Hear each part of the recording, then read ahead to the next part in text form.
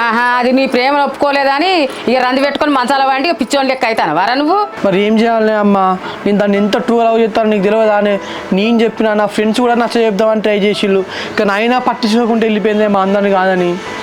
నిన్ను కాదని వదిలేసిపోయిన దాని గురించి నువ్వు ఎందుకు బాధపడతావు బిడ్డ? దాని గురించి వదిలేయి. ఏంది అమ్మ అంత సింపుల్ వదిలే అని చెప్పేసి అంటాను. చిన్నప్పటి నుంచి నేను ఎంత ఇష్టపడ్డానే, ఇప్పుడు అది కాదంటే నాకు ఏం చేయాలని అర్థమవుతలే అమ్మ, అంత పిచ్చిలేస్తుంది. సరే సరే బిడ్డ, పిచ్చిలేస్తుందా బిడ్డ నీకు? ఒక కుక్కను చాదుకొని ఊళ్ళో పట్టి దేవదాసు లెక్క తిరుగు. ఏంది అమ్మ నేను బాధపడతానని నీకు జోక్ అవుతుందానే? సరేలే అమ్మ, నువ్వు అనుకున్నట్టు ఏదో ఒక రోజు నేను జానకి గురించి ఆలోచించుకుంటా, అట్లా పిచ్చోని లెక్క అయి తాక్కుంటా తిరుక్కుంటా దేవదాసు లెక్కనే అయిపోతా కావచ్చు అమ్మ.